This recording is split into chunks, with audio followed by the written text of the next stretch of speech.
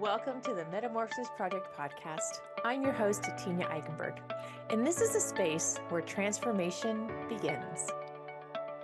Here, we dive deep into energy healing, self-care, and the power of mindset to help you break free from old patterns and design a life that feels aligned, vibrant, and authentically you. Each week, we explore the tools, techniques, and real-life experience that guide us toward lasting healing and growth. Because true metamorphosis isn't just about change. It's about becoming who you were always meant to be. Now, let's get into this week's conversation. Welcome back to the Metamorphosis Project Podcast. Today, I have Cynthia Concordia, and she is a transformational coach of Dream to Rise. Did I say your last name correctly? I've been practicing it all day. Actually, it's Concordia. Concordia. See, Concordia. I must have found a YouTube video that they said it wrong. And so I was just, yep, okay. It's okay. It's okay. Well, having the name that I have, Tenya Eickenberg, I get both names botched all the Uh-huh. time. And so I really do try hard to make sure that I am saying names correctly. So I do apologize, but welcome to the podcast. I'm so happy to have you here. Yes, I'm so honored to be here, my dear Tenya. Yes. Awesome. So you're now a transformational coach, but you weren't always a transformational coach. Mhm. Tell us your story of just where you came from. Where did you morph from? How Mhm. did you come into this space where you are now? Uh-huh. Actually, I just want to share with you the journey I've had in terms of my relationship with my husband. No? I've gone through so much trauma and adversity in my life. And I've been married for 23 years. And we've been blessed with two children. My daughter is now 33, turning 34 with two children. So I'm now a grandma. Congratulations. Yes, with two young kids. And then my son is 28. Now, I've been subjected to domestic abuse. It started when we were still in the Philippines, back home, and my daughter was only 5 months old. Mm, Um, I've convinced my husband, come on, let's move, migrate to the U.S. so we could provide better opportunities for our children, and at the same time work on a relationship. However, it turned out to be the other way. He was on two restraining orders when we got here. oh One my gosh. initiated the call and was given a 72-hour temporary restraining order. And 10 years after, my daughter initiated the call because he was hitting my son continuously. And my son requested for a 2-year restraining order. But during those 2-year period, I've been really telling my children that, hey, your dad still loves you and still Mm, want to connect with you. So it would be great if he sends you a text message that you respond to him. right. And it was hard for them. It was hard for them. However, I felt so much joy when they invited him to attend their graduation, college for my daughter and high school for my son. So that means forgiveness is taking place within the family. And after 4 months, he died of a massive cardiac arrest, Mm, like him. And the worst part was when his family blocked us off from their family because they blame me for his mm-hmm. the stress he got from the restraining order, and that put me into this dark hole, this dark bubble for 6 long years because of guilt. I imagine I was the cause of his death, and it's up to now 10 years they haven't gotten in touch with their grandchildren, and I feel bad up to now. But it's their choice. I cannot push them, no. But I I told my children, given all the three of us here, let's make use of the time together and let's support each other. Mm-hmm. But in that dark bubble, I was there for 6 years. I stopped engaging with people. I stopped going to the gym. Why? Because of fear that I'll be judged. I'll be Mm-hmm. rejected. I was a failure as a mom and as a wife. However, there was one time wherein, because during that time I felt so depressed and found no value in my life. And it was during that time when my son asked me, Mom, will I be going to college? And I forgot all about it. It was Mm. like a slap on my face. And then I asked him, where would you like to go to college? And he asked me, is it okay to go to Culinary Institute of America? That's in Hyde Park, New York. Okay. And I've researched about that school, and being a single mom and a single earner, so I mean, I don't know how I will be able to raise that money. Just to give Right. ID, during 2014, the first year was 50,000, second and third year were 60,000 each. Mm. I was a program assistant at the World Bank, and I don't think I'll be able to afford that. Well, But I don't know if any normal person could afford that. That's yes, congratulations it was. for seeing that there was some way for you to do that. Yes, but then actually it was manifestation. The Mm-hmm. manifestation started happening because during that time it was only my connection with God, Mm-hmm. which gave me so much strength and hope. And I even convinced him to change course, change school, but I know that he was not happy. When we visited the school, there was a sudden change on his Yeah. face, excited, and started visualizing. So the only thing that I can do for my son was to support him. So when I told him, okay, apply, and when he got accepted, now that was my problem. Where will I get the money? Right. But I suddenly things happened. I've been applying for years to become an analyst. And that's the entry level for a professional staff at the World Bank. It's so Mm-hmm. hard to break the glass ceiling.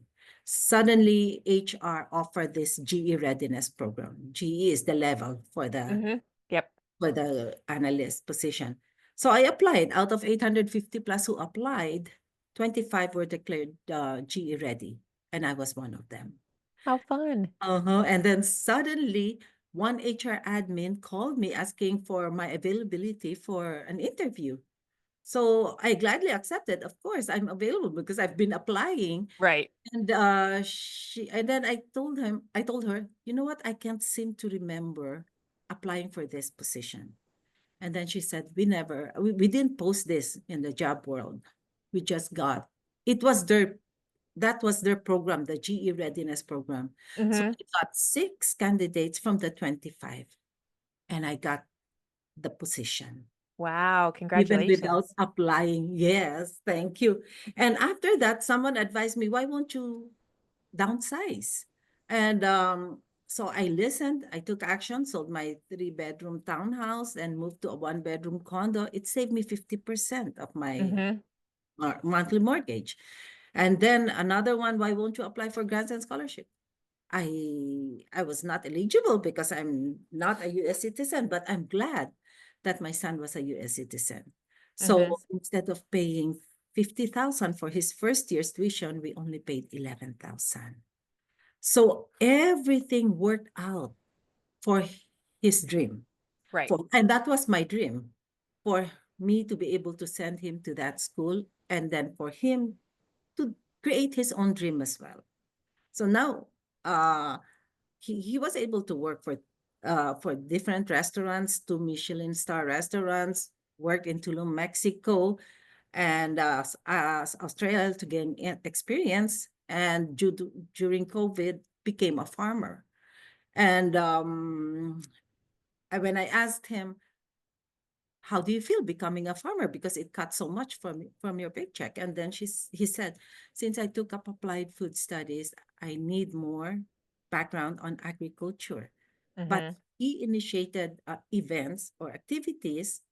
Even though he was a farmer, he came up with events to teach children Right. basic farming and food systems, and then taught mom how to what's this uh, cook meals based from the local produce. So trying to advocate sustainability now in the food industry.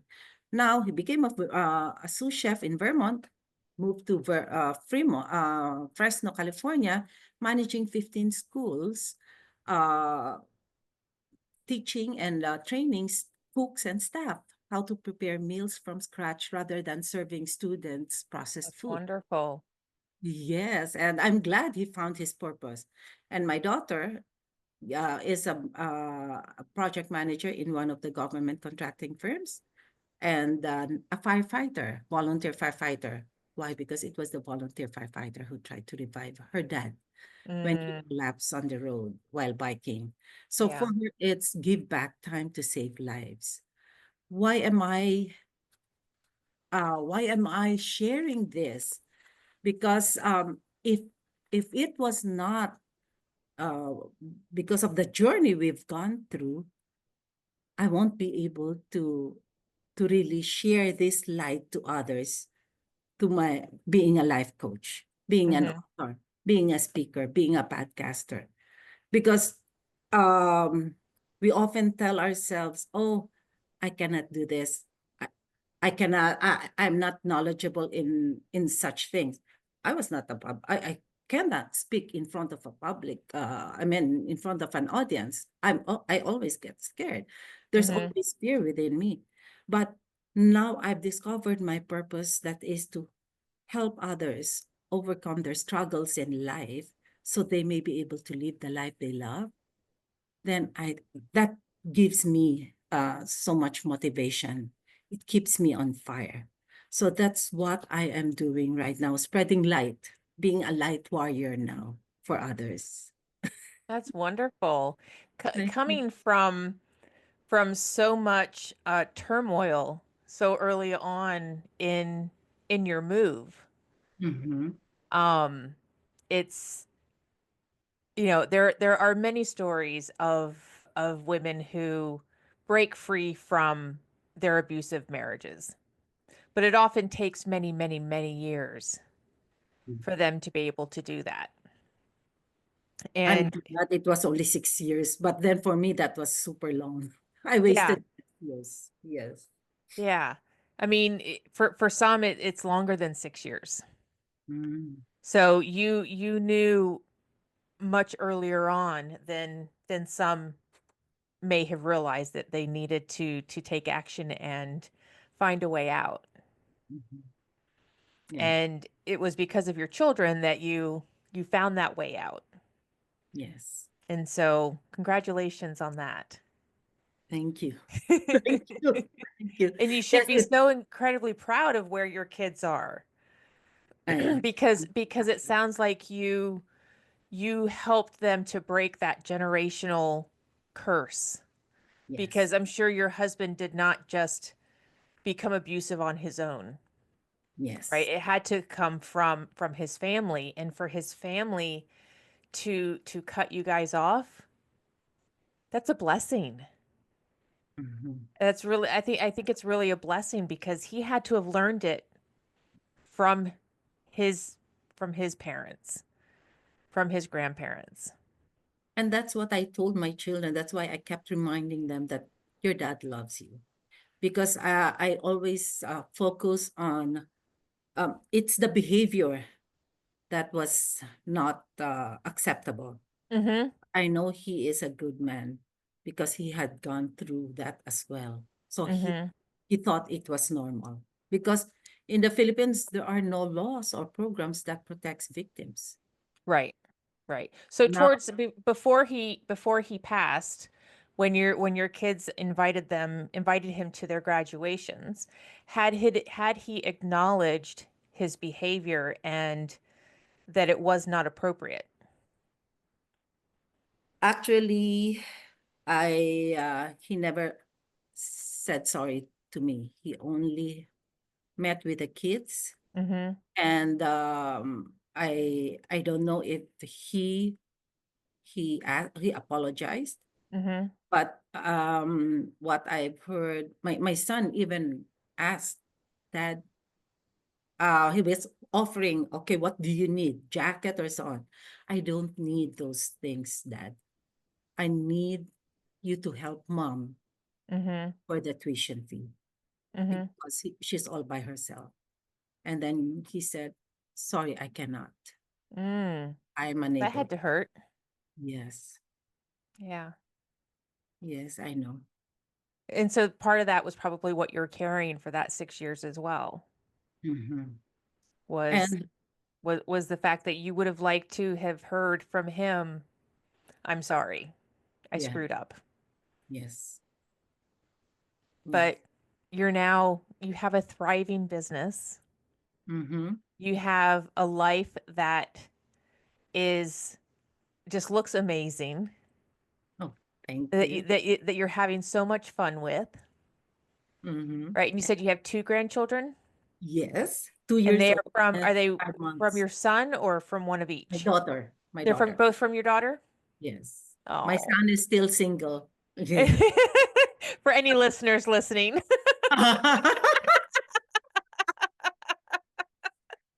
I, oh But it my. sounds like you have very good relationships with your children. Oh yes. Before, actually, I've learned also so much from my children. I was raised by a baby boomer. I'm a baby boomer. And my parents are very strict. Do this, do that, very authoritarian. And now, there was one time when I asked my children, because I was having this pilot study at the bank, do you show appreciation? That was the topic. Mm-hmm. And I asked my children, by the way, did I show appreciation Mm-hmm. to both of you? They immediately said, yeah, no, no. And for me, it was a slap again on my face Right. because I, I, I'm so grateful that my parents sent me to a private school, even though we were not rich. They Mm-hmm. valued education, but we were expected to come home with high grades. So Mm-hmm. the moment they see a low grade, it's just that's the time they will reprimand and punish me. So I never experienced hearing or I mean receiving any appreciation. So I immediately told my children, you know what? I shared that experience. I'm sorry. I'm Yeah. sorry. I didn't know that I was applying what how I was raised by my parents. Mm-hmm. And then Well, now, we don't know, we don't realize that, do we? yes, I mean, everybody says, be careful, you're going to turn into, you're either going to turn into one of your parents or you're going to marry one of your parents. uh-huh, But we all have mannerisms of our parents that do shine through.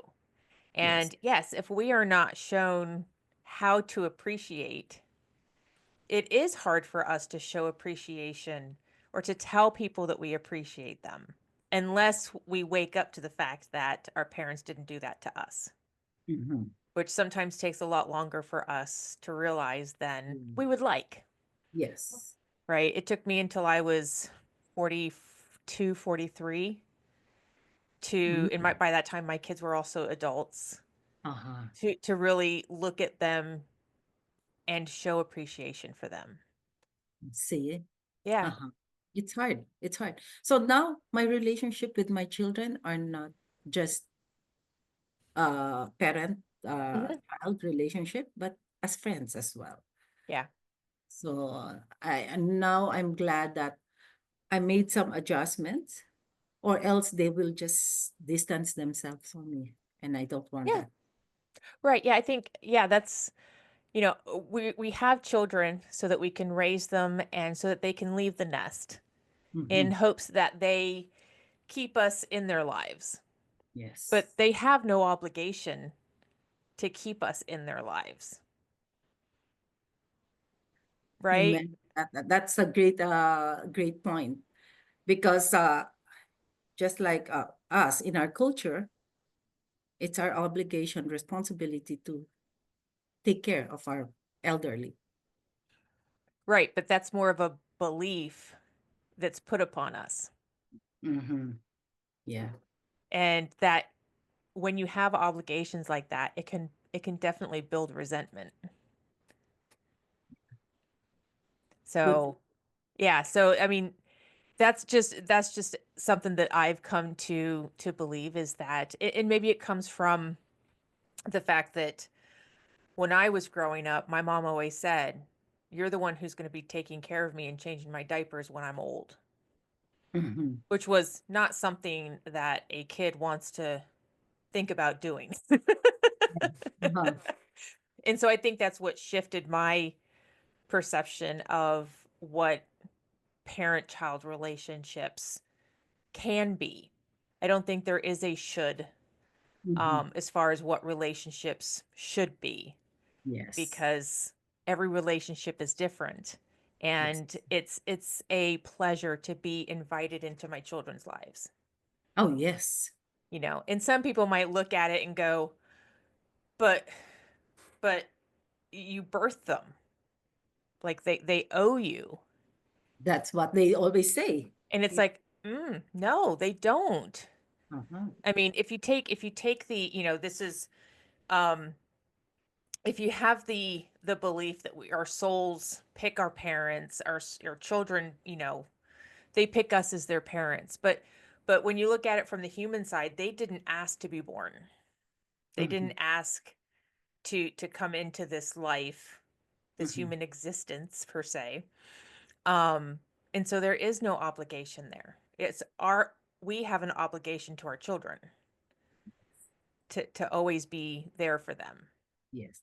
And I believe it should be moving forward. Like Yeah. for me, yeah, we have our children. Our priority is our children. Hmm. Our children, their priority is their children. Yes, And it should be moving forward rather than going back. exactly. I agree. Hmm. I'm so happy to hear someone else have the same Yes. because like my daughter just had a baby. Uh-huh. So I'm a first time grandmother. It was about two Oh, weeks ago, so it's very oh, exciting. congratulations. Yes, very exciting. Uh, So this is her first Mother's Day coming up. uh-huh. And when she had the baby, all I could think about was, yes, I want to meet my grandchild, but I want to see my baby. Of course. I want to see if she's okay. Yes. You know, I'm gonna love my grandchild to death. She's gonna Hmm. be the apple of our eye. Yes. But my children will come first. Of course. Just like when my husband and I had with our relationship came first, Hmm. not at the neglect of our children, but we knew that our children were going to leave one day. Hmm. And then Yes. when they leave, we would have each other and not we would miss our kids, but it wouldn't be, oh my gosh, this is so devastating. I can't live anymore because I don't have my children with me. Uh-huh. No. So there's lots of different dynamics, but I love that we need to move forward, Yes. right? Yeah. We are obligated to our children. We're not obligated to our parents, which means our children are not obligated to us. Yes. And I so agree. that opens up a whole nother conversation when it comes to children going no contact with their parents and those parents being very upset that their kids aren't talking to them. And it's like, but wait a minute, Hmm. kids don't want to just not talk to their parents. They didn't wake up one day and say, I'm not talking to them anymore. I just don't want to. Hmm. There's always something there. Yes. But Hmm. I'm so thrilled to hear that your kids are your daughter's what, 28 you said, and your son's 32? My daughter is 34, turning They're 30 this 14th of May. Oh, okay. Uh-huh. And So mine is I had it 28. backwards. um, but that you do have such good relationships with them. Yes. And in this transformation that you went through, what you've learned becoming a transformational coach, I'm sure has helped with that. Oh, yes. Yes. Can you share with the listeners what you've learned that you've been able to apply to your relationship with your children that you also apply to helping your clients with their lives? Well, I focus more on what are the blockages that stops you from moving forward. Mm-hmm. It's always the problem. And oh, because I'm afraid, because I might commit a mistake, because I don't have that educational background. I'm too old for that, and so on. But I always tell them that we have that power to create the life we love. Mm-hmm. We have that power to create our dream by design. Most of us are always constricted by the conditions, circumstances, our past experiences, our past traumas that they stop us from moving forward, reaching our destination, which is our dream. Mm-hmm. So what I'm doing is trying to inspire and empower others that don't give up. Sometimes it takes time, but then be consistent Right. and make sure when I started having, when I discovered my purpose, it gave me so much energy, so much motivation. It keeps me on fire to go through the journey, to navigate through life, even though it was a struggle, but I know it's leading to something. Mm-hmm. God did not answer all my prayers immediately. There are yes, no, and just wait. Yeah. It's not yet the time. I've Right. been wanting, please take me out from this kind of situation because I cannot bear it anymore. That was the time that I found no value. Mm-hmm. But wait, he was trying to prepare you for something bigger. Yeah. Never did I imagine that I'll be doing what I'm doing. It was through him.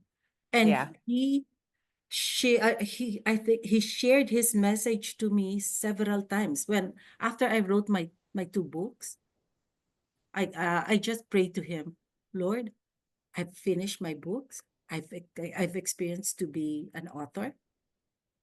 I would like to speak, and but I'm scared. I'm scared Mhm. about that. After Right. 3 days, the World Bank 1818 Society, World Bank retirees invited me to speak in their annual meeting. Wow. Imagine. And then the next one, Ideas, invited me to be a keynote speaker in Paris. And then the next one, an Well conference invited me to speak in Toronto. So, and then Rotary Club in the Philippines. So Mm-hmm. now, actually, I just canceled my speaking engagement in Canada. What's this? Mexico. It was supposed to be May 1st to 2nd. Because of what's happening right now, I'm on a green card. I don't know if Right. I'll You be don't know if you can able come to come back. back. Yes. So I told her, okay, could you just put me to another state wherein I could speak, and he scheduled me to speak in Chicago, Mm-hmm. and then another one in Toronto this October. But I told them I'll just do the virtual. Right. So these are the things that gave me so much hope, because the Lord paved way Right. towards what I want to accomplish in life. And that again, he wanted me to be a light warrior. Mm-hmm. And as what I told you, most of the time we always tell ourselves, oh, I only have a 10-watt bulb. Excuse me, that 10-watt bulb still has a spark of light when you put Yeah. it inside a dark room. And that is your gift. Now, why not make use, develop your gift, discover and develop your gift? So this 10-watt bulb would become a 2000-watt bulb. But I don't know if there's really a 2000-watt bulb. But Doesn't matter. yeah, but how There might can be you, one out there somewhere. yeah, but how can you do that? Eliminate all those blockages that Yes. stop you from moving forward. Yeah. And this, yeah, I always compare it like a window, which you cannot see through the other side if the window is so dirty. You Mm-hmm. need to clean up first the window so that you'll be able to see what is there outside waiting for you. And those are your opportunities. And grab those opportunities if you're given the opportunity, grab it. Just like when I got invited by the World Bank, I Mm-hmm. could have said, no, I'm not yet ready. I'm scared. Yeah. But take that courage, take that risk, because you'll be able to face your fear head on if you're there. Yeah. That's awesome. So what are your dreams moving forward? Oh, my dreams moving forward is actually I have my mastermind group Mm-hmm. circle, Dream to Rise Inner Circle. And I have my clients and new members. It's a subscription program. But then we meet every Mondays. Those who are having problems with their blockages, Mm-hmm. I do a session every Monday, and then I invite speakers to speak. Mm-hmm. I want my members now to move to the next level. And what is that? To build and to boost their confidence, I'm now asking them to face their fear doing a session for the group, for the community. Nice. So, I think five already have presented. Uh-huh. Before they were shy, they were scared, but then we have to start somewhere, because if we only listen and listen Yeah.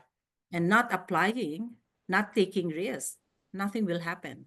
Yeah. So I'm here pushing them to their limits so that they may be able to discover their potential. And that's my goal. And hopefully, I'll I would like to see them move forward and spread their light as well. I love that. That's great. Uh-huh. Awesome. Cynthia, where can people find you if they want to join your circle?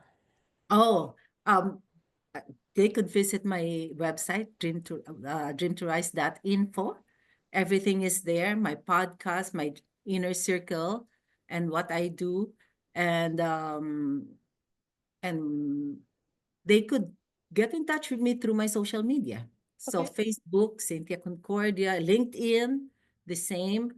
Instagram, I have that as well. And TikTok, at dream.to.rise. So I'm at the social media, and I'm always active. So but That's great. I give so much, I mean, as much as possible, I give as much as I can to add value to their whenever I have live videos as well every Mm-hmm. Tuesdays. So if I could share what I have learned in life, why not share it? Yeah. Well, that's what we're supposed to do. Yes. We're supposed to pass on our information, pass on our knowledge Mhm. to other people so that they can pass it on and it can move forward through generations. Yes. And that's how we can leave our legacy here, right? Absolutely. Absolutely. Cynthia, thank you so much for coming on. I've really enjoyed this conversation. Same here, Tanya. I really enjoyed, and it's truly an honor to be here with you and be a guest here at Thank the you. Thank podcast. you so much. Have a great day. Thank you. Bye-bye.